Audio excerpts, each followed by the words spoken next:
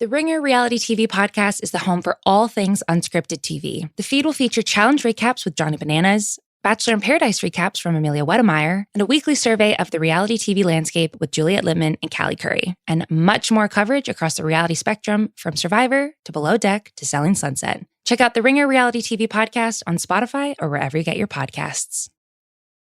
This episode is brought to you by Anytime Fitness. We may talk a whole lot about sports, but when it comes to keeping fit ourselves, there's definitely room for improvement. I hit this point early July. I was just like, I am not in good enough shape. I started trying to walk at least 15,000 steps a day or hiking or just anything to keep my legs moving. Now it's the end of 2023. I feel great.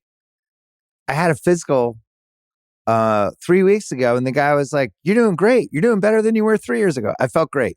Whatever your goals are, progress is possible thanks to Anytime Fitness. Get a personalized plan and support from an expert coach anytime, anywhere. Visit anytimefitness.com to try Anytime Fitness for free. Start to train for your life. Terms, conditions, and restrictions apply. See website for details. This episode is brought to you by Read, Write, Own, Building the Next Era of the Internet, a new book from entrepreneur and startup investor Chris Dixon. If you're listening to this podcast, you know what it's like to be part of a community of fans. You value the people who play, perform, and create for everyone. Well, what if there are more ways to support them, more ways to be a fan? And what if you had even more ways to connect with the teams, artists, and other creators that you love? Even though creators make the internet valuable, how much value do they get for their work? Well, that's mostly up to a few big tech companies. Shouldn't creators get more from the platforms they make successful? More value, but also more say, more control, more ownership? Read, Write, Own explores an alternative future for the internet, one that reclaims control for creators, fans, listeners, and gamers, the people who not only use the internet, but make it useful. Read, Write, Own imagines an internet built by us for us. So order your copy of the book today or learn more at readwriteown.com. I need supports to have to clear the room.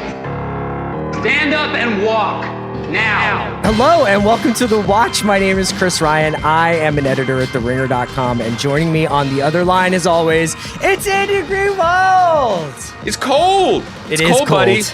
It's chilly in Los Angeles. It is Thursday in America. Andy and I are going to spend the majority of this show talking about what I think it's okay to say at the top here is the best television show of 2021. It's Station 11. The first 3 episodes have gone up on HBO Max. This is easily my favorite show of the year, pretty much. I got a chance to get through this season. There will be no spoilers about any episodes past episode 3 in this conversation, but what Andy and I are going to do is chat a little bit at the beginning, do a little general Station 11 talk if you just want to hear us chat about it. We want to make the case to get you on board, and then we will, like Kaya will drop a big clanging klaxon or the Chernobyl music, depending, and we will then pivot to talking with full spoilers about the first 3 episodes, which went up. And so I'm excited to do that, man. It's been a long time. I haven't felt this kind of blown away by a show in a while. We're really lucky. We came right out of Succession, and we had that as a weekly experience for ourselves, and then to go into this, and this has kind of got that HBO Max Hulu style 3-2-2-2-1 like release style, and I think over the holidays that's going to be isn't that the home and home for the Western Conference Finals? That's like, wait, why are they getting on a plane back to San Antonio? But yeah, I think people hopefully will find it. Hopefully they'll love it as much as we do. But we'll get into all that. Andy, how are you doing, man? Post Success, how are you doing? I'm good. I think you should drag us, America, if we ever say that we're chilly here in the City of Angels. But it was in the 30s, and I just feel angry. Is that a cool feeling to have? Is that normal? Should I save this for therapy later? I just feel cheated. I like, at least as democracy and the healthcare system crumbles all around me, I just like to feel the sun on my face. You know what I mean? Is that wrong? If that's wrong, I don't want to be right. No, it's just funny because it's like, we get through these brutal summers here, and I know that you lap up those 101 dry heat days, but it's like, I'll take a couple of 30-degree days here. The only problem is like they didn't build these houses to be in 30 degrees. So I feel like that's basically like a strip of like origami paper holding up like That's my body you're talking about. They didn't build this corpus to withstand this anymore. You know what I mean? Like, my people fled the cities that have nothing but consonants and no vowels so that I could one day end up here and be my best, warmest self. Like that's what I needed. That's what generationally what this was all building to. I'm not going back. I'm not taking a step back. No, can't do it. Was there anything you wanted to talk about today besides Station 11? Hard to imagine anything else worth talking about. We're very excited to get into it. But I kind of, I guess I just was thinking about the box office. And this is spurred on not because I've seen, this won't surprise anyone, even in non-pandemic years, any of the major movies, although I'm looking forward to catching up on as many as I can in the next week while wearing as many masks as I can.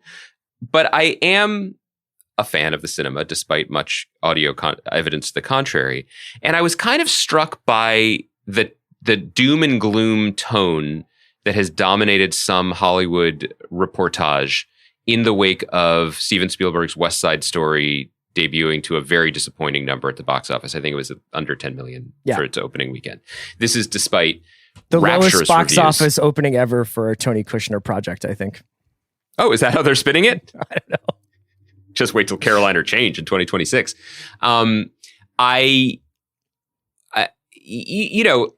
The reviews are rapturous. I'm very excited to see it. It looks very beautiful. It looks very moving in a lot of ways. I'm certain that I will be moved by it, both as a fan of the musical and also just the way that it's lit. I mean, it just looks it looks exciting. I'm really glad this movie exists.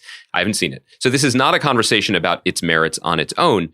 I guess the thing that struck me was this sort of gnashing of teeth and rending of garments over, like, if even this isn't working anymore at the American box office, what can we do? And this is, the B-side to the story is, as we are talking, the new Spider-Man movie, which I am frankly equally as excited to see for very different reasons, is about to open. They're both New York stories, man. That's right. Oh my God. It's kind of amazing pivot by you. Is opening to, record box office, or even the advanced sales are through the roof. I'll put it to you first, because I sort of have a half-baked take, which is typical for me. But I'm wondering, do you have any response to this? Are you A, surprised by the lackluster box office, and B, are you surprised by the fact that the industry analysts are still reacting as if this was Amistad crashing on the rocks of the Oscar season release in 1997? Sure. I will respond to your headline with another headline, which was one of the more interesting conversations I saw this week or not even a conversation, but the aggregated sort of press run that Ben Affleck's been on this week, which has been quite extraordinary on a number of levels. But one of the things that grabbed my eye, and Fantasy actually texted it to me last night, that I hadn't seen it, but was essentially Affleck being like, Last Duel will probably be the last movie I put out in theaters. Now, that may not count for the contractual obligations he has to any other DC things or whatever, and he may just be letting it rip on a variety of podcasts right now. But he wasn't hair on fire. He was like, this is the only thing that me and my coworkers talk about. I've made some bad movies. Last Duel is not one of them. It plays in a theater if you go see it. And I'm just not interested in making IP stuff. And I just don't think that there's going to be any place for those movies anymore. Now, I also don't think Ben Affleck is going to be in a very small budget indie that might make a theatrical run before it goes to VOD, because I do still think that there's somewhat of a market there for movies like that. But the West Side Story goes along with the Ben Affleck story hand in hand, because I don't know whether or not people are lighting their hair on fire because they're worried about the future of the theatrical experience, which I'm sure they are.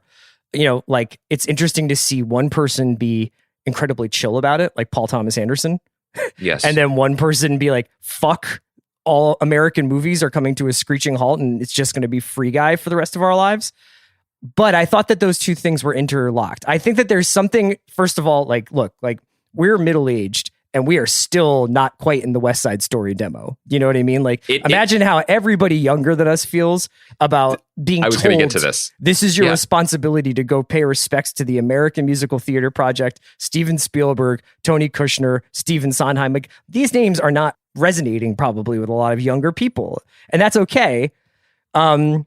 I just think it's like everything. I just did an NBA podcast, and I was like, you can put a caveat in every single thing I talk about, because half the teams are going out there with 6 guys. You know what I mean? Like, I just don't know what happens with West Side Story if people feel 100% consumer confidence in going to the movie theater. I think that yes to all of that, and I'm glad you brought in the Affleck piece of it too. I think who doesn't love an Affleck piece in the middle of a conversation? I think maybe the best place to start is by saying it's unquestionable that the pandemic exacerbated things that were already in motion, right? And I think that the panic, hair on fire tone comes from the fact of a large swath of an industry thinking they were in one part of their own narrative and finding out they were not. They were at a completely different part closer to the end. But we see this seismic shift happen in, probably in all industries, but certainly in culture all the time. I was just trying to go through my year in music and post my favorite 50 songs on Spotify. And I realized that for me, this really was the year when the album was no more to me. Mm-hmm. There are 2 or 3 full albums that I really loved and treasured all the way through. Have you heard that Floating Points Pharoah Sanders record? Holy shit. I mean, I'm not even a free jazz guy. That's incredible. But this was the year when I was like, even if I could tell you I love an album, but probably at this point I love 8 songs on it, and I can listen to those 8 songs. And that feels seismic because we grew up thinking the album was the end all be all, and that was the way to, put your art into the world and for it to be consumed and discussed and et cetera. And you know what? It's not anymore. They're still great records, but it's not anymore. That's kind of, I feel like, where we're at with the theatrical experience, because first of all, the theatrical experience is not going anywhere. You just might not be going to it in the same way and for the same content. Like, people, and not just people, an entire generation equates seeing Spider-Man, for example, with the experience of going to a theater, paying a certain amount of money, getting popcorn and watching it with everyone, right? Like, there's a reason why that Avengers Endgame clip of people in the theater reacting to the Thor hammer part or everyone coming back was the reason why it went so viral. That was what people were chasing. That is the experience. You can't tell me, to your point, but there's so many choices now. And there's so many different ways to understand how you entertain yourself, which that sounds a little more blue than I intended it to. But it's just so night and day different from 5 years ago, 10 years ago, 20 years ago. The assumption that that generation of young people, and not even that young anymore people, should kowtow at the altar, as you said, of the Great American Theater Songbook, and that the name Spielberg or Sondheim or Kushner should just de facto register to them because there aren't that many choices of other names to know. That's gone, man. That's gone. Now, does that mean that you shouldn't make West Side Story? First of all, absolutely not. This should be made and celebrated. And one thing that I'm finding interesting is I know there's the ego involved with the theatrical run and the money that can be generated from that. But half the other time on this podcast, Chris, we talk about how spending godly sums of money for projects that are never accounted for, like we literally don't see the ratings or the accounting numbers, makes sense for Amazon to be like, here's a $500 million for fantasy properties. You know what I mean? And that works for us. Okay. Yeah, I bet it does. You certainly have a lot of money and it seems to be making sense for you. I don't see the difference, frankly, in Apple being like, for the people who use our service or for the legacy media we control or protect or want to be invested in, they'll throw $200 million at Spielberg and Kushner, and they should.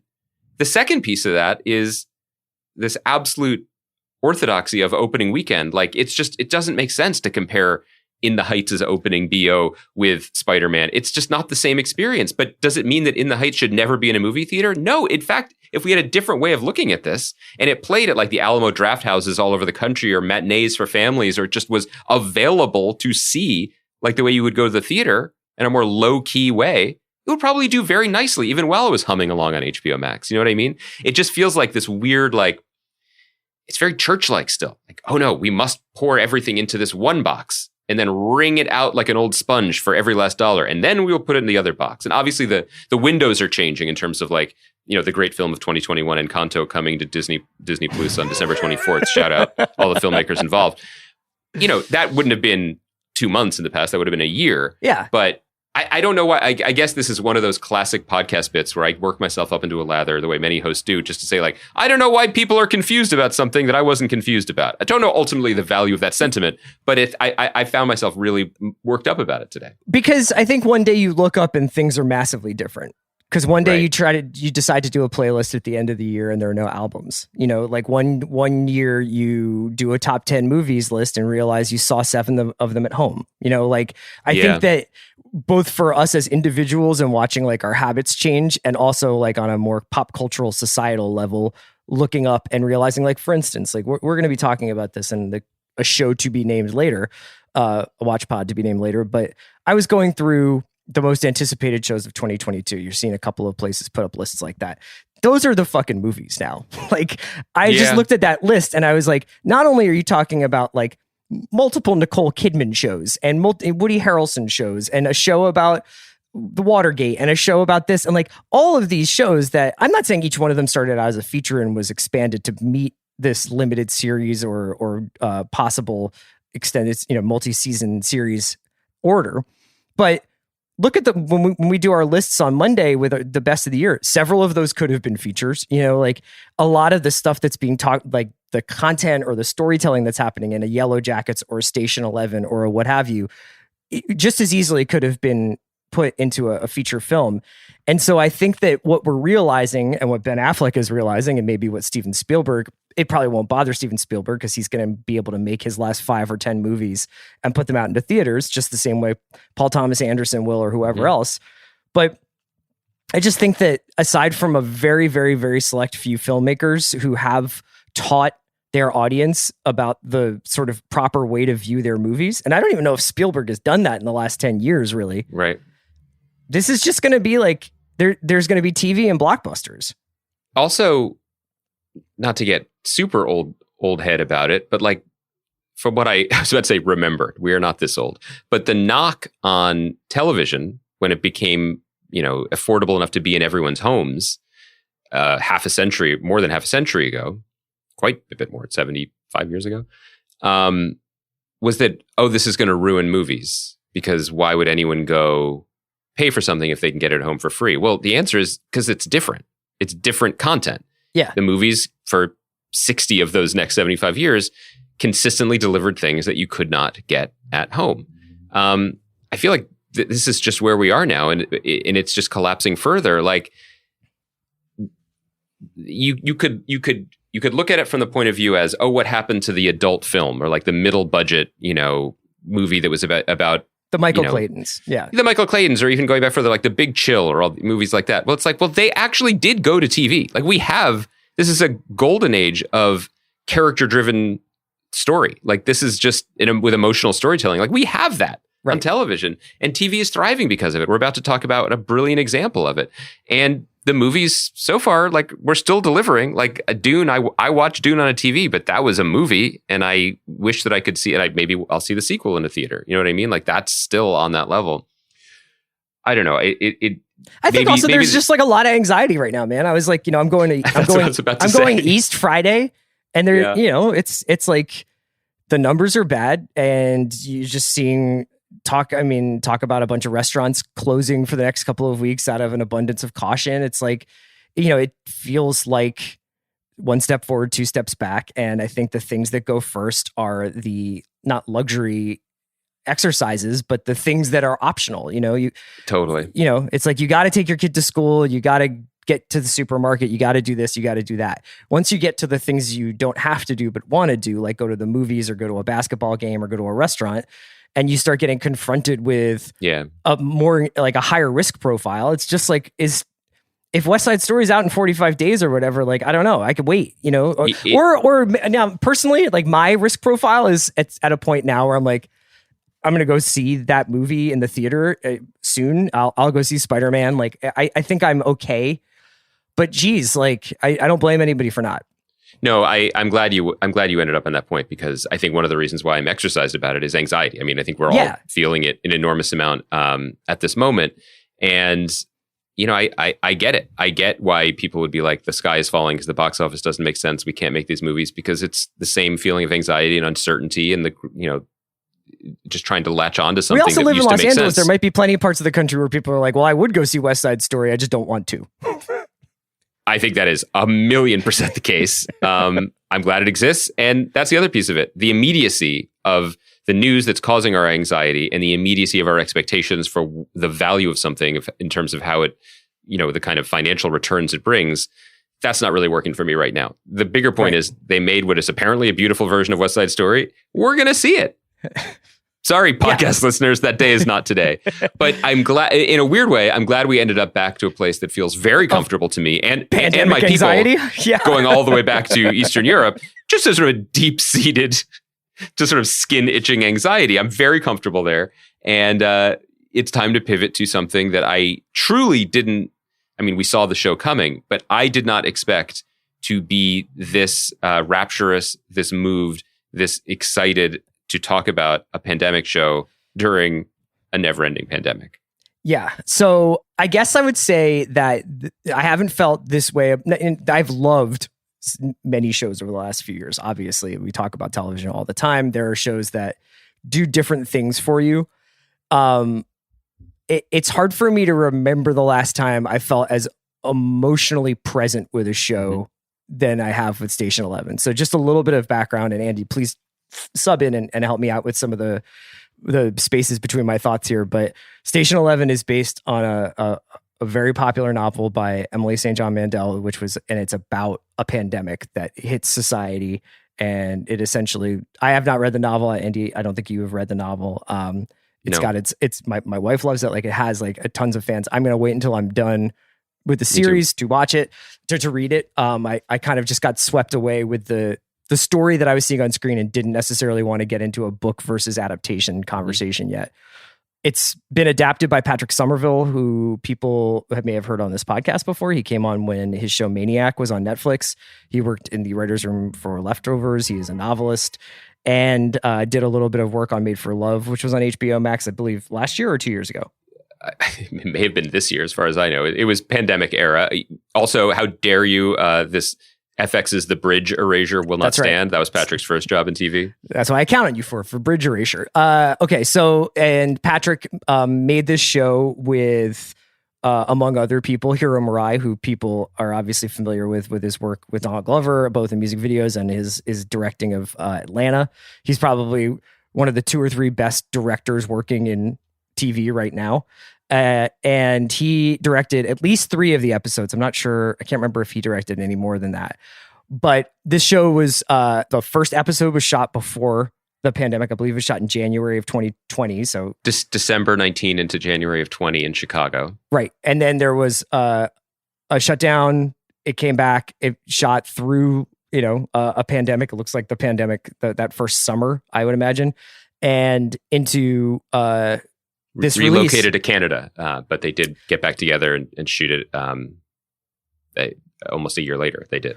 So, yeah, that's what it is, and it's on Max now. The first 3 episodes. Andy, let's just talk about it a little bit generally. Do you want to go first, or should I just kind of trying to sort through some of our feelings about this thing? I think I'll start just by saying there might be 2 barriers to entry to the show. One, I very much connect with. One, I think is less important, and we can table that. But I did want to talk to you about the problem this show clearly created for Paramount, the studio, and HBO Max, the network's marketing departments.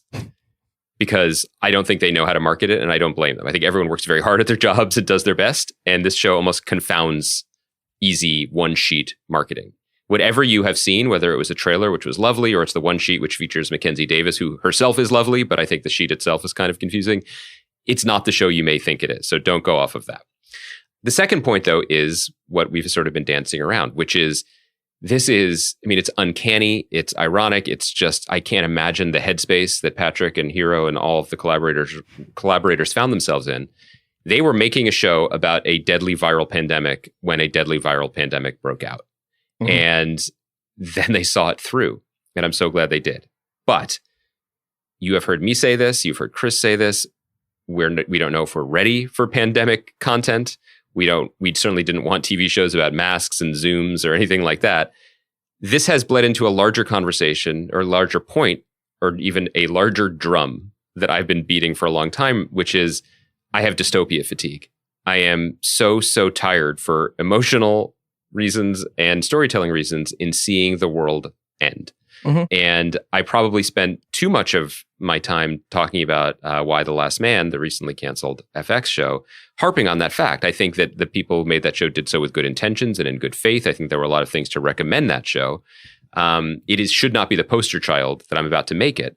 But there was an element of that pilot that really troubled me, which was the almost paint by numbers. We got to end this world before we get to the story we're interested in. And so we have the shots of actors who are maybe Canada famous, but not famous enough to be in more than one episode of a show, starting to cough, worry in a worrying way. And they're not going to make it. And there's bloodshed and horror, et cetera, et cetera.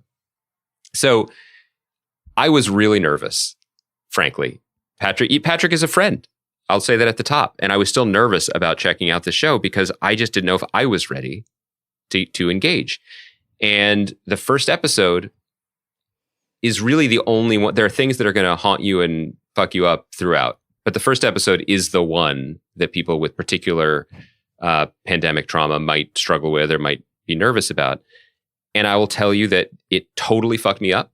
In the next more spoilery part of our conversation, we can get into the specifics of why and how in the certain scenes.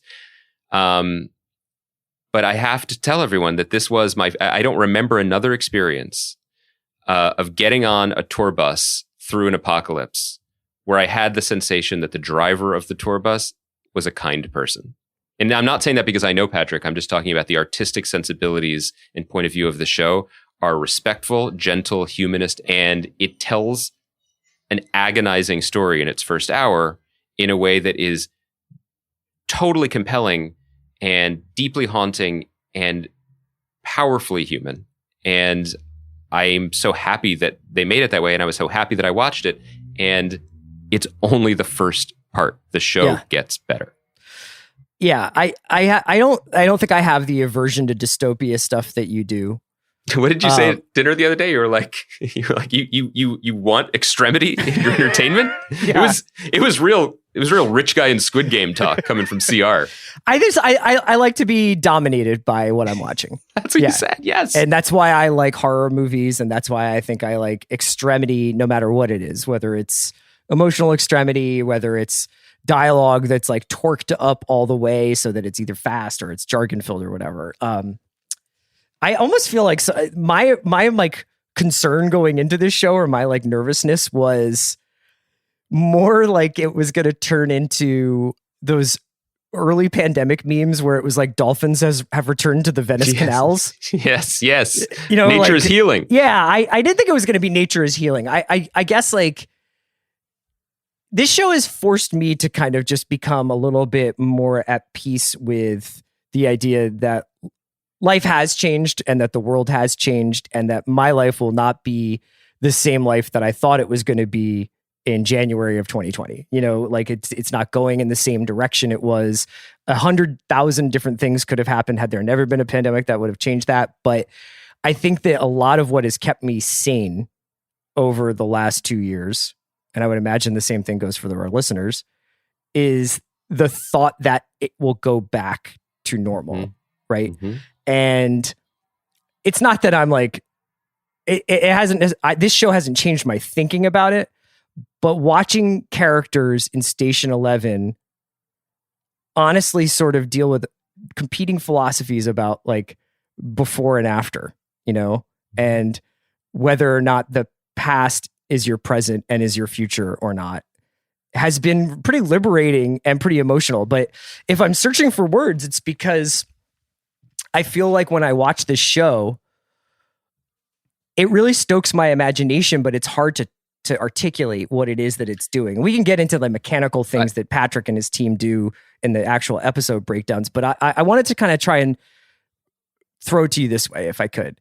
Yeah. So much TV that we watch, I'm always aware of this is going somewhere or this is delaying the act of going somewhere, you know? And it's no fault of any TV shows, but I think it's because we're very hyper aware of like the tropes or production, you know, kind of mechanisms that work on television. And we obviously like, it's a limited series or it's an anthology series, or I don't think Jason Bateman's going to keep doing this for that much longer or whatever it is. And you're kind of thinking all the time about the, this finite experience you're going to have, which is interesting because we grew up with TV. It's just like these fucking shows are just on forever. But now I think I'm always thinking like, where is this going? Where is this going? And then I'm very aware. I think we talked a lot in Succession about like, why are they delaying where they're going? Why does this feel like stalling or killer? This was a filler episode or whatever. And I just like, I think I mentioned earlier in this conversation, I have not felt this present with a show and this completely disinterested in either of those two questions with the show, despite the fact that there's so much of the show is a quest. Like it's essentially people moving a lot, you know, through this world. So I think I love that framing. I think it's worth saying again, before we get into we're still not spoiling, but I do think if we're convincing people, and I hope we are, I wish we had a little meter on our screens to see how many people are agreeing to start this journey. Broad strokes, the series after the pandemic hits, and it is thankfully much worse than the experience we've gone through. It is a flu virus that has a very, very high mortality rate, like in the 90%. Like humanity, civilization as we know it is essentially ended. The first episode is about day one in a very profound and intense way. The series over the next 10 episodes jumps around from day one to year 20 quite freely. With some characters that overlap and intersect in surprising ways. It is as much about people living post-pans, as they call themselves, in year 20, focused on Mackenzie Davis's, the adult version of a character played by Mackenzie Davis in a traveling Shakespeare troupe, as they follow what they call the wheel around like Chicago and Great Lakes area, performing Shakespeare to the civilization that is still there. The title Station 11 comes from a comic book that a character named Miranda, played by the brilliant Danielle Deadweiler, plays. She's written and drawn, and it's about a lonely astronaut looking down on Earth from a basically disconnected or dying space station. It's about acting and life and airports. I mean, it's about everything and nothing and all at once, all over across many times. And the storytelling is so surprising and so vital because of the way it finds absolutely worthwhile life or death stakes in what could be, in lesser hands, almost throwaway moments in day 30 or year 9 or whatever. Like you don't quite know where you're going, but you know that the eye with which it's going to take everything in is going to be the same wry, lively, interested, empathetic gaze that has given us so much story, like already through the first 3 episodes. Okay, to your point again, before we get into the super granular specifics, I marvel at the show because it is succeeding on a godlike level on the two sides of the ball, if you will. What I just sort of, all the adjectives I just used to describe the vibe, basically, the perspective, the tone, those are in such short supply, you know, and in that tone, you can see in the most wonderful way the connective genetic tissue from the previous show that Patrick worked on with Damon Lindelof, The Leftovers.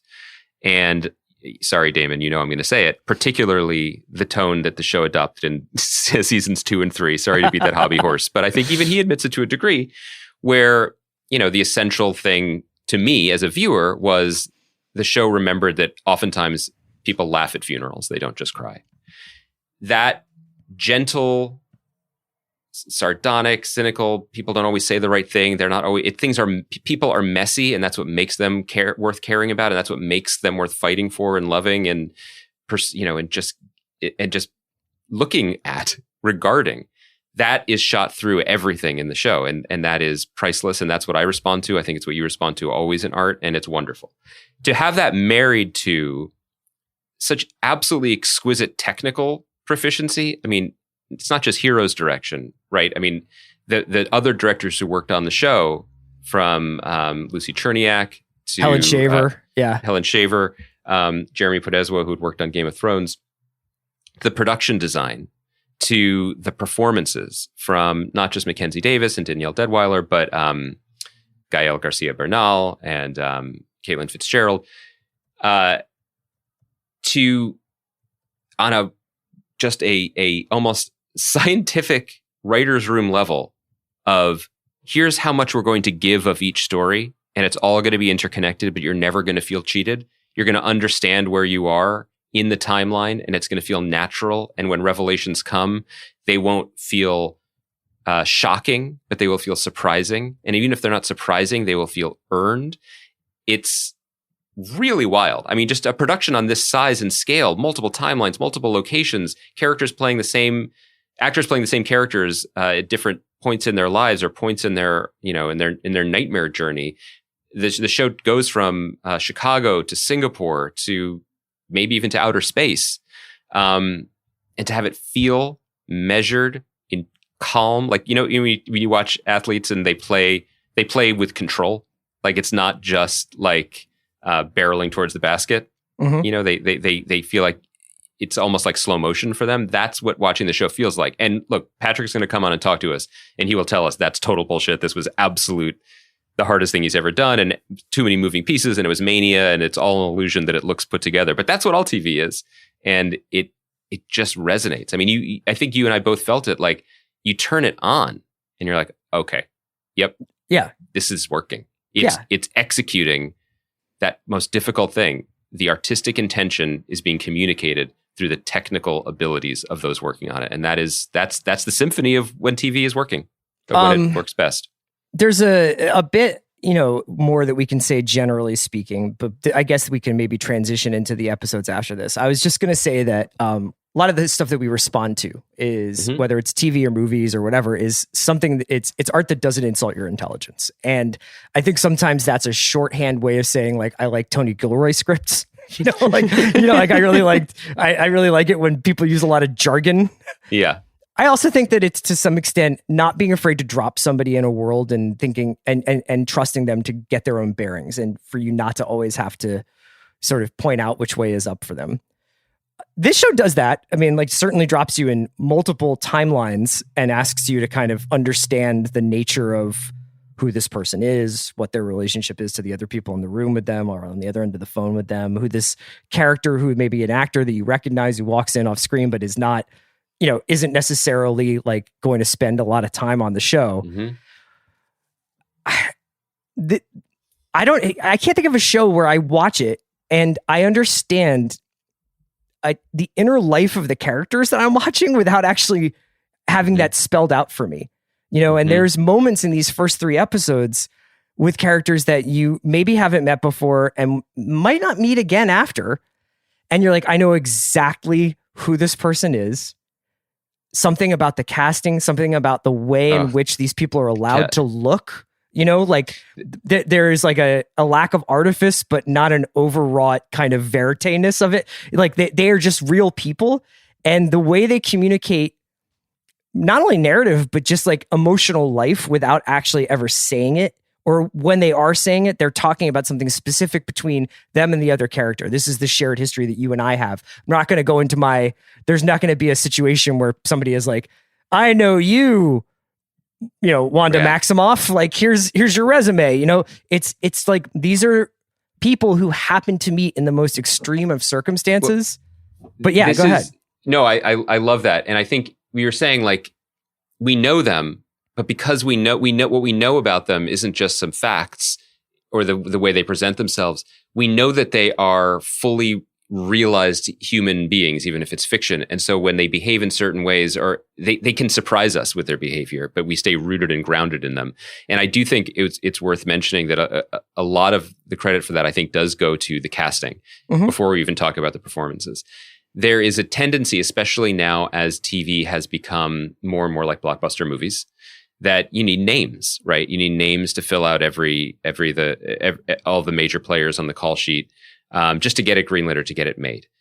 And if you're browsing, Station 11, or you're going to Wikipedia, there are people whose names you might know if you watch television or see movies. I mean, I mentioned Gael Garcia Bernal, Mackenzie Davis, people know from *Halt and Catch Fire*, or maybe they like the Terminator movie she was in. but these are not household names. The major lifting is done by a young actor named Matilda Lawler, who plays the young version of Mackenzie Davis's Kirsten. Like unfucking believable performance. Unreal kid performance, or just performance. Yeah. Himesh Patel, who I think was in the Danny Boyle Beatles movie, right? And he was in Tenet. Yeah. He was in Tenet. Incredible performance. From the second you see him, you are with him in a very crucial scene. Lori Petty, who, we certainly will always love from the movie performances from years ago, still bringing it.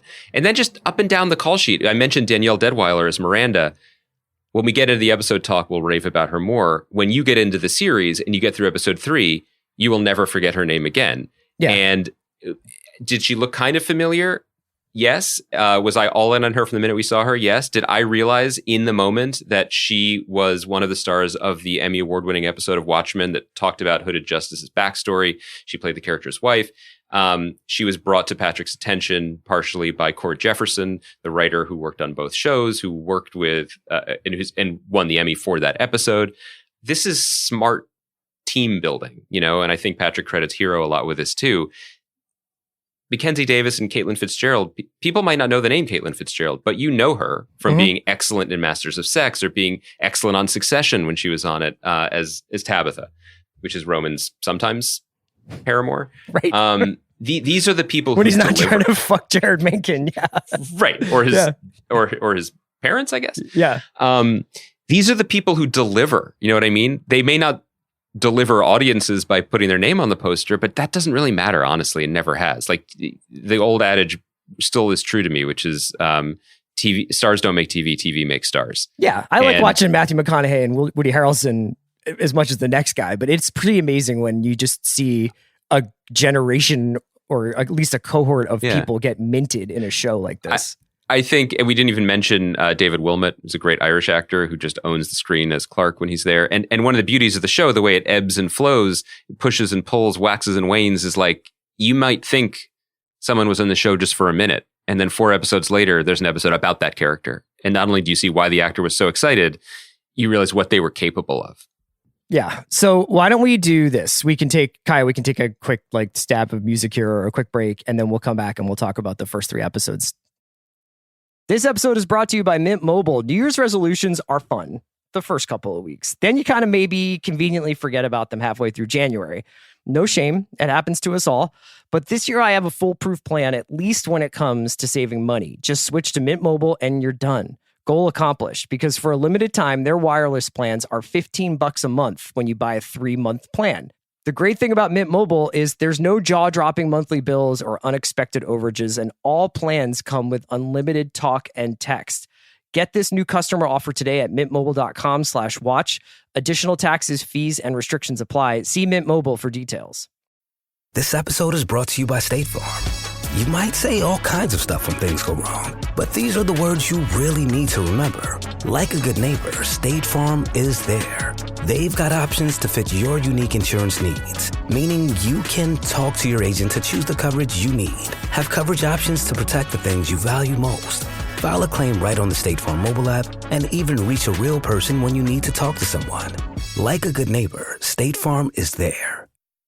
It's hard not to add a side of hot, crispy hash browns to your favorite McDonald's breakfast.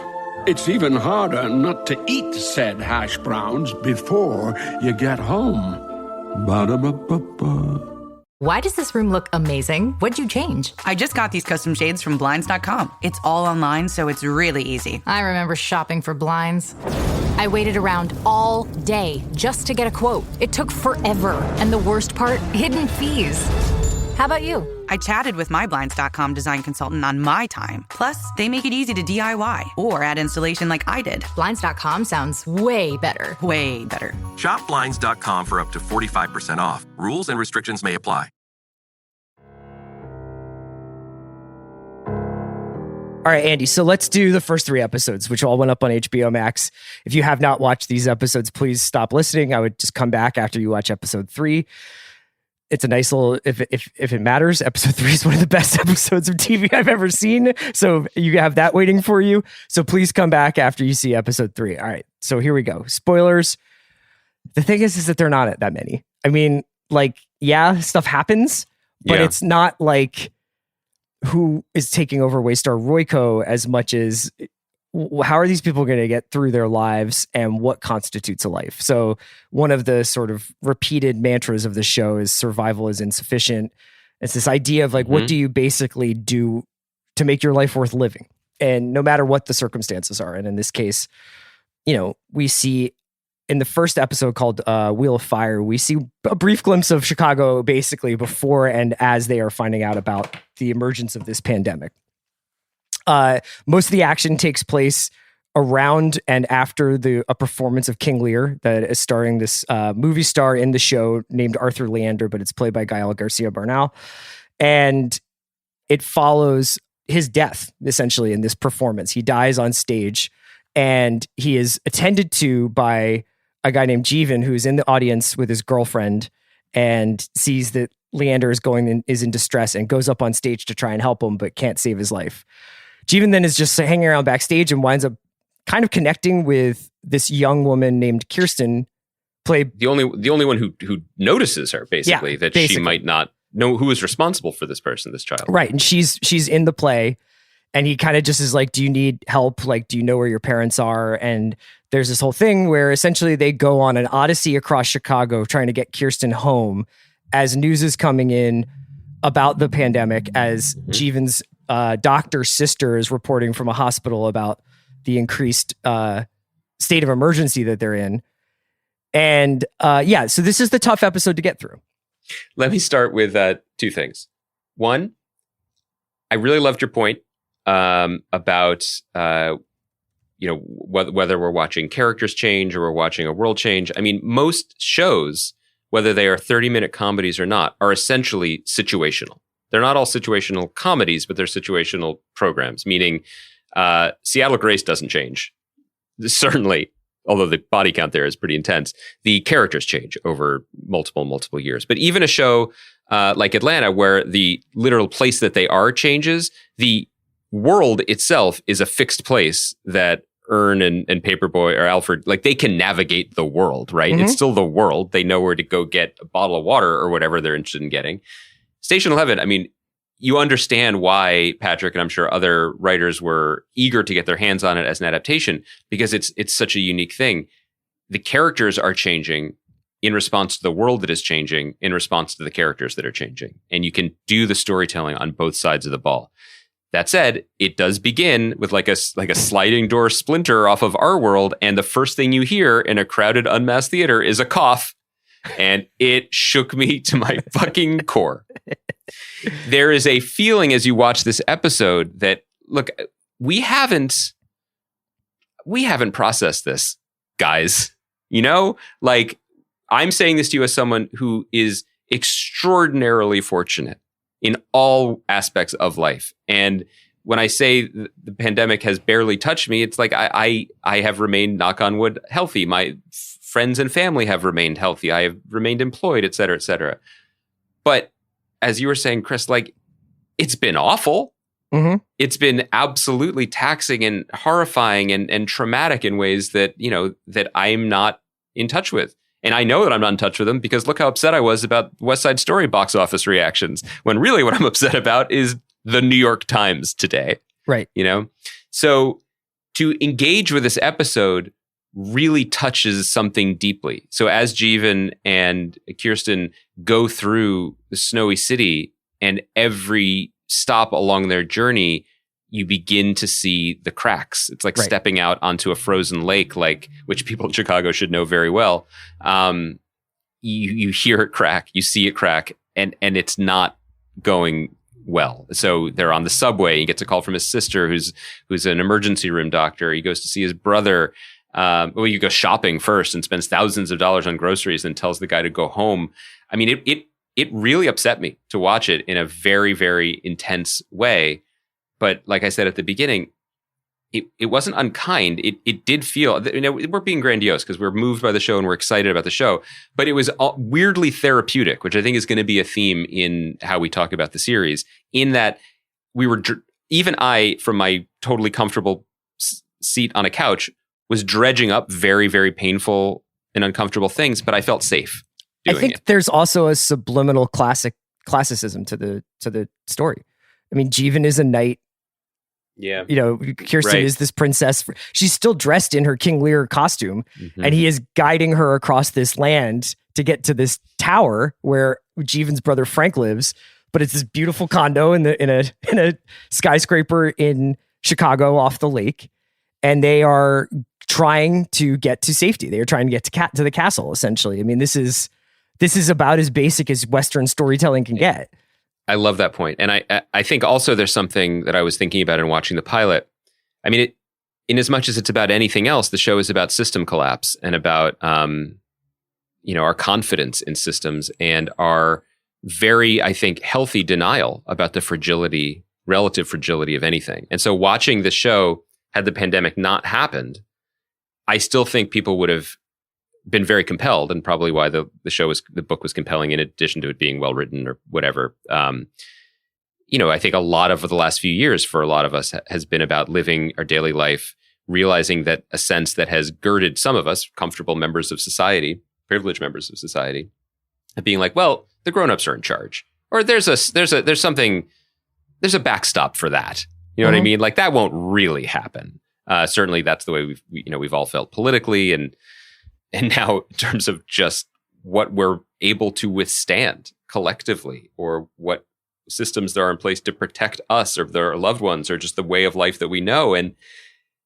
And so that feeling that's shot through, especially the first 3 episodes, and we can talk about our buddy Tim Simon's performance in episode 3 and kind of the energy that he brings to it. It was a very familiar one, which is, well, I don't want to panic.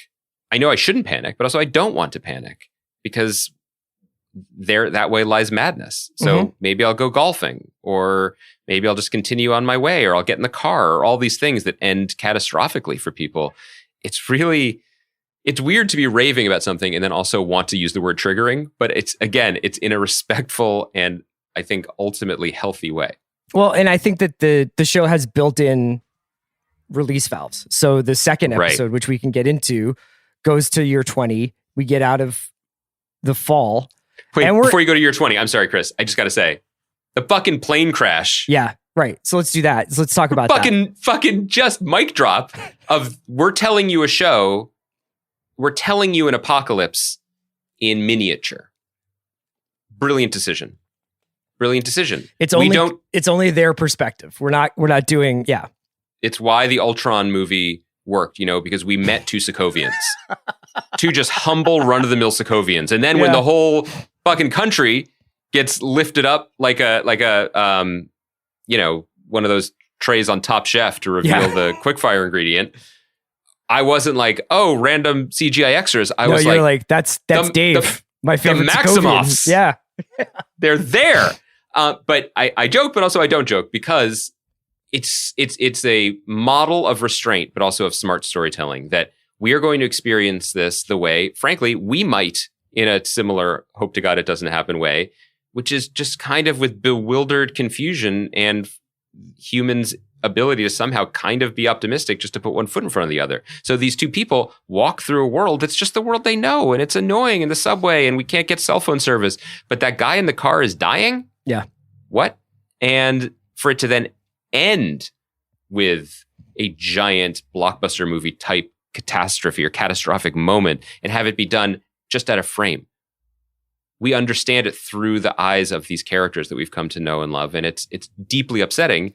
And that one image is more upsetting, than I don't need to throw other people under the bus to be happily on this bus, but I do think about like the way Zack Snyder ends his like superhero movies with like, and now Metropolis was fucking leveled, bro. What if these 2 gods fucked a city? Yeah. Yeah.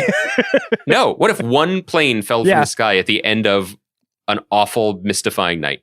I'm glad you stopped me from moving too quickly into 2, because I did want to mention that there's a moment in 1 that I love a lot where they're at the parking lot for this supermarket, this sort of empty supermarket, and Jeevan's just bought like thousands of dollars worth of food and supplies. And Kirsten is kind of like, I gotta try and find my parents, because they've gone to her house once and nobody's home. So then he's like, well, you can come with me to the supermarket. And then I think the idea is basically she's going to jump in like an Uber, and go home. And he's watching her traipse across this snowy parking lot as she's trying to find her way home. And he goes, you know what? Your parents texted my brother and it's all cool. Like, you should just come with me, which, you know, is, I think, is obviously something he's making up on the fly. He probably knows deep down at that point that Kirsten's parents are dead. Kirsten might know too. But the thing that's beautiful about it is that Jeevan tells her a story and they agree to sort of believe this story because it's the only way forward, you know? And that winds up becoming basically the theme of the show. That's beautifully noted and explained, because that's where we go from here. Yeah. Where, why do we keep Shakespeare alive? Why are we performing it? I mean, plays and that moment in the supermarket are good lies we agree to tell each other and we agree to believe so we can keep going. That's what it all is. And that's what, you know, that's what a lot of like the micro and macro transactions of human existence amount to.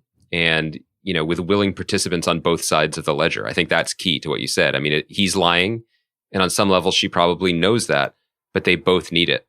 And they both need to have that shared moment of coming together over that shared moment. It's very powerful. I wondered, on a lighter note, when you were talking about the different versions of you that may have thrived in a non-pandemic Earth, do you think you would have gone through with your desire to adopt a teenage ward? And do you think that Jeevan's method of acquiring one, well, unorthodox, did your heart hear an echo in that moment? It helps that he has adopted like an angel sent to Earth rather than some like 13-year-old boy who's like in heat and wants to play like first person shooters. Right. I think there's like a certain quality of Kirsten. So we then go to the second episode where we meet Kirsten 20 years later. She is part of a traveling theater troupe, as Andy said, called the Traveling Symphony. They do Shakespeare all around one of the Great Lakes. They basically go in a giant circle seasonally around this lake, and they never get off this wheel, they call it. It's the wheel of this traveling. So there's a little bit of dead, you know, following the dead vibes to this whole band of outsiders. Everybody's letting their free flag fly, but it never feels ostentatiously weird or anything other than what it is, which is just like, you know, I don't think necessarily theater kids are going to save humanity, but I can also think of a lot worse things to do with myself if there was an apocalypse than to be like, let's put on Hamlet. And they basically arrive in a town where they're going to put on Hamlet. And when they get there, they quickly meet two strangers that obviously were given, when I was talking about how you don't need it spelled out for you, you just understand that strangers are not always welcome. You know, that the way that these people have survived over the years is to be very defensive, to be on their, very aware of their surroundings. And these two guys show up, one played by this actor named Daniel Zavato, who you were talking about, Danielle Deadweiler, and we'll get to her in a second. This kid is like, like he has got presence, and he shows up and he is the mysterious stranger who kind of sets into motion the action of the year 20 of this show, but also will wind up obviously having, you know, his own past. I thought that this was a great episode about why art matters. I don't know if that's too big of a statement. No. But watching Mackenzie Davis do the speech from Hamlet about losing her dad, while also watching Kirsten realize that her parents are dead. In the past, her memory of this moment. Her memory. That is informing her performance. Yeah. Yeah. And, you know, I this is going to sound pretentious, but like this show made me revisit Hamlet. And I was watching an illegal stream of the Andrew Scott Hamlet that came out a few years ago. The Hot Priest. Yeah. Hot Priest Hamlet. And Hamlet's pretty good. You know? Yeah. As it turns out, that guy knew some stuff, Shakespeare, about the human condition. It is still super relevant and deeply moving. And like, that's another area to just highlight here, which is it's really important, especially as everything just gets like corporatized and IP and the streaming wars and all the stuff we talk about.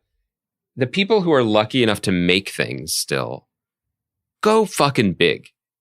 Keep dreaming big. Like, to look at this, and you know, we were almost. I'm glad we're not dancing around the fact that this show is about the purpose of art. I mean, you could roll your eyes or change the channel, but they took a swing and they connected because of all the things I was saying before about the lessons that Patrick and his collaborators know about where to set your story, what level, entry points, technical stuff in terms of how to just, make decay look actually like rebirth or something beautiful, the way the hero shoots things and the first moments of the pilot. But it makes you revisit Hamlet. Like, that's cool.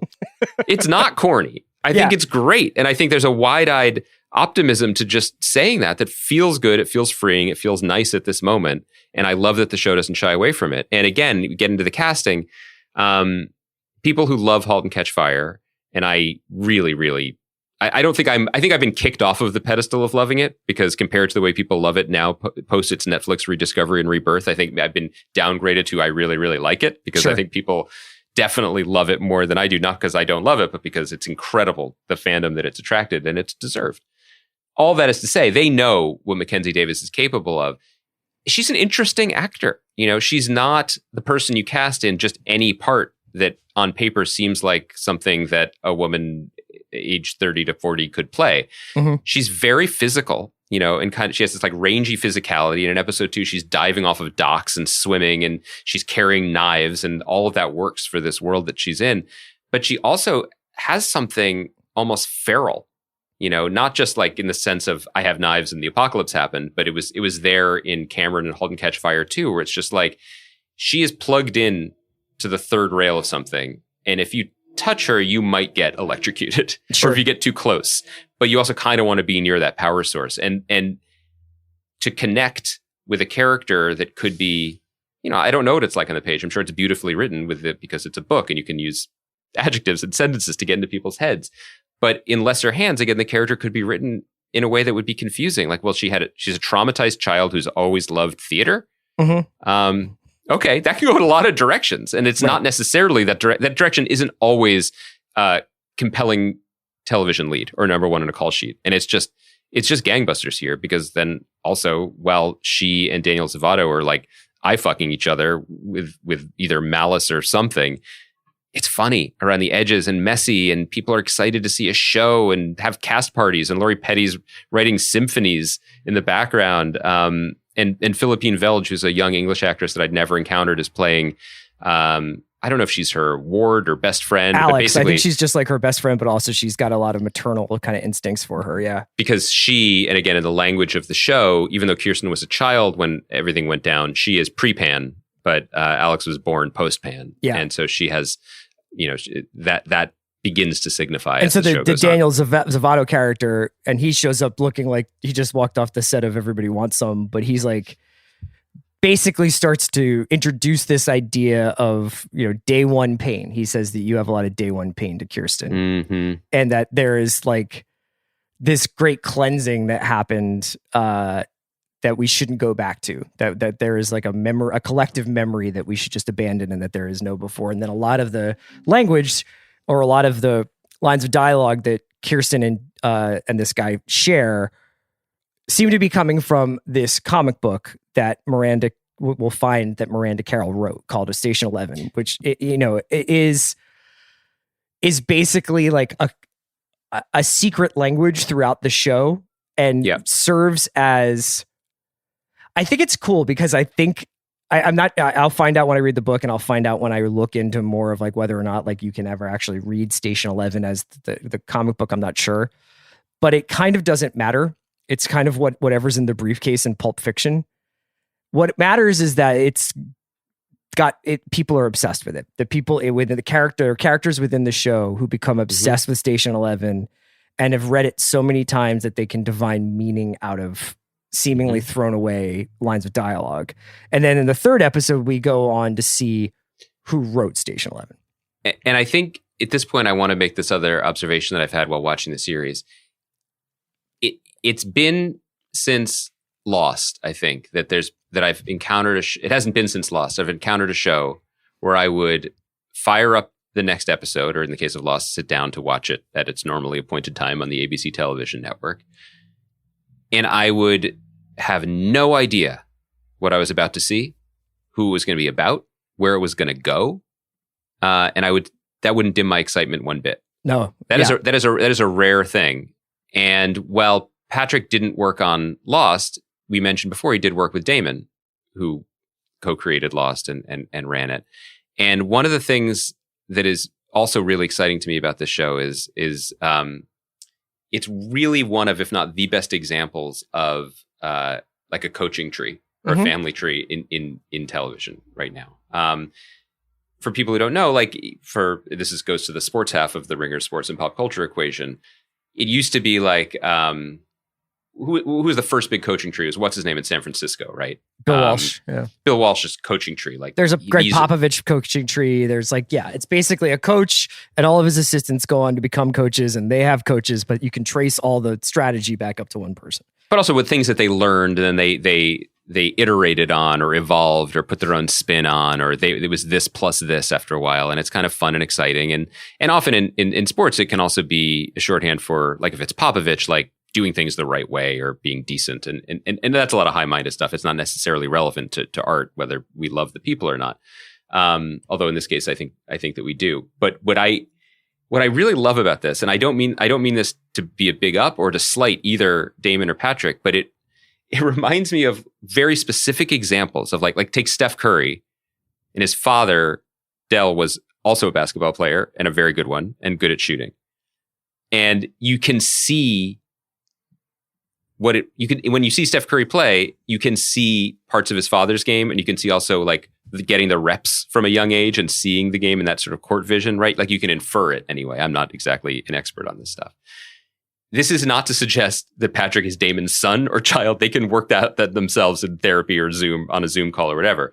It's just that it's rare that you get to see like maybe some shimmy moves in the paint in a script sense, or a way to approach something. I feel like you can see the family tree here in the best possible way. So when episode 2 ended, I was like, oh, damn, great. Okay, so it's year 20 now. And I think I had sort of condensed whispers I'd heard about the show. I think a long time ago, Patrick had been like, don't worry, it's just the first one you're going to have trouble with. So I thought we were now just with the symphony going forward. I didn't realize at this point in the show's, in my experience with the show, that we were going back again. Yeah. So all of a sudden we're going back. And I'm like, wait, what? Little did I know what we were in for. It's interesting that I'm glad you brought up this coaching tree and the connection to Lindelof and somewhat to even going back to Lost, because I wouldn't say the third episode, Hurricane, is as good as The Constant, but it's not like that far away from being The Constant. Yeah.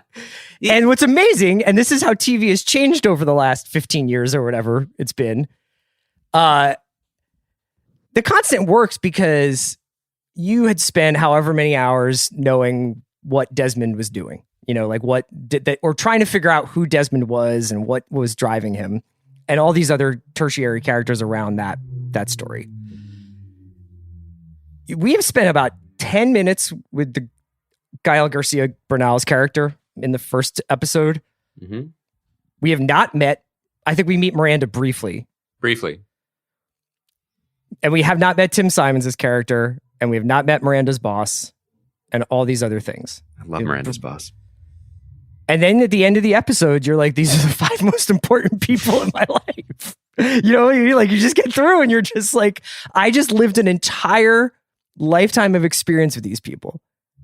I can't stress this enough. It's not necessarily that this is the hardest thing to do in TV screenwriting, although it might be.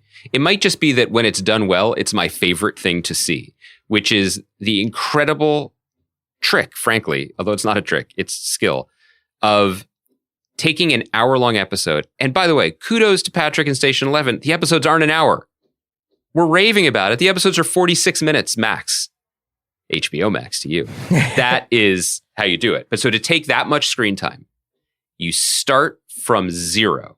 You start with a new context, a new setting, a new time period, and and new characters, new community, new conflicts, and you get through them with that beautiful grace and economy, so that by the end of it, to your point, Chris, you're like, I've never cared about anyone more, and I'm completely suffused with the lived emotional experience of these made up people, and it happens again and again. So we're going to talk specifically now about episode 3. But the only thing I'll say going forward is I had a similar experience with episode 4, and I 1,000,000% had it with episode 5. There are more delights to come. But in this case, it feels epic in my mind to talk about this episode from where it begins to where it ends up. And all I think the turns we'll have along like the way. I'm going to need to have like a separate 55-minute conversation with Tim Simons about his character's golf game. And as somebody who maybe, for all of the things where I'd be like, perhaps I would be the leader who rises in the apocalypse. I think I actually would love to play 9 holes, just like get 9 holes in a quick muni somewhere. He's great in this and he brings a completely different energy, but I thought we could start by talking about, in the second episode, they're doing Hamlet. In the third episode, Leander is getting ready to do Lear, they meet in 2005. By 2020, when he and Miranda have their last moments together, he's about to do Lear. They have already gone through an entire cycle of meeting, being with one another, having an acrimonious breakup, and then she comes back to see him one last time. What she doesn't know is one last time, but it is a last time. And Patrick's just like throwing texts out at us now because there's a moment where Arthur and Clark, his friend Clark, who they've just met Miranda, and they're talking played by David Wilmot, genius. Yeah. And they're talking about, doing productions together before and how they played Rosencrantz and Guildenstern. And this whole joke, which also happens in Hamlet, which is which one of you is which. And he's like, well, we're interchangeable. And in this episode, Miranda's Hamlet. In this episode, it's her story. Yeah, it's like everybody's life, they're Hamlet. And they have their buddies and they have their stuff with their dad and their stuff with their mom and their stuff with their partner. And it feels like everyone's conspiring against you. Exactly. And so I thought that this episode was remarkable for a number of different reasons, but one of the most is that the idea that you are the part that you're playing somehow gives your life meaning. You know what I mean? Like, and not just in like I'm acting way, but in the, when I'm with you, you and I have a dynamic that is set and you and I have an experience with one another that is the experience that only you and I understand, but is completely different from, my experience of our relationship is different than your experience of our relationship. And it's of our relationship. That's because you're maybe we're two only children and we're like, no, I'm fucking Hamlet. But like, and also, you're seething with quiet resentment, but otherwise it's the same. It's not just that the part that we're cast in, defines us. It's also the roles that we assign to ourselves, because one of the low-key fascinating things about this episode to me was the role that work plays in Miranda's life. And we don't know a lot about her life before she came onto the stage. She joins this logistics company. Yeah. Or she comes onto the stage with Arthur. Right. We don't know. Again, Danielle Deadwyler's performance gives us so much in the way she carries herself, in the way that she holds her body when she's both younger and the older versions of her. I mean, it is a stunning performance. But the role work plays for her, and the two types of work, the personal work, which is this graphic novel, which consumes her. And by the way, sidebar, of all the shows I watched over the last year where the plot was driven by a mysteriously powerful comic book, I preferred Station 11 to Utopia. That's just my personal, I'm thrilled for the role comic books play in our culture, but I preferred this one. From that work that she does that is so essential to her, though we don't yet understand why, that when it is made public in a sort of tawdry way, when Arthur admits or it slips out that he has shown it to Caitlin Fitzgerald's character with whom he's having an affair, Miranda burns down the studio and all of her work in it rather than be exposed in that way to the logistics company, right? And what that job and her devotion to it brings to her life in terms of structure or importance, it's a recurring theme, because in the pilot, I think, when we first kind of see Clark and he's getting the news about Arthur's death, there's a kind of a tender moment, a charged moment, but ultimately within the context of one episode, a throwaway moment. This is it's not a spoiler to say, it's not a spoiler moment because all these people's lives matter in the totality, but a moment with him and his partner where he's just like, one of them is like, don't go. And Clark's like, I have to go. Who said you have to? It's all a choice, and that's an echo of what Miranda does when she gets off the plane in Chicago. She interacts with Arthur and then she gets right back on a plane for a very, very doomed business meeting with some Chinese to your executives. point, isn't that exactly what her boss is telling her in the beginning when he's like, what do you think logistics is? And she's like, oh, it's the path things take to get where they're going. And he's like, no, it's the right path. Yeah. And it whatever might that path be the may wrong be. path, but it is the right path. Whatever you chose was the thing that was is the thing that you chose that makes it right, And we end up in that wonderful place for drama to be, where it faints in the direction. It faints spelled not the same way that it would be when it's Miranda falling down the dock after she gets the news about Arthur's death. It faints in the direction of being a completely different show. There's a moment when she's escaping Singapore with a monkey's paw, rabbit's foot, like doesn't even, who knows, like a collection of like keys and instructions, and she's going to be at sea for a year and all this stuff. And you're like, oh, and my brain went there. I was like, great. And maybe that's some of the leftovers energy coming in, where anything could be anything. And it was totally thrilling when it could be. Where I was like, okay, yeah, I'm with this. So episode 7 is going to be Miranda in a boat for a year. Like, I watched that show and I was only 30 minutes into knowing the character. But it gives us that sense of excitement and possibility, but also keeps us grounded in the fact that for as much as this episode ends with what might be a hallucination or dream vision of a spaceman, it's ultimately about these, like all good shows, about broken people making the only emotional choices that are plausible to them in the moment. She can't do that. Right. And she doesn't.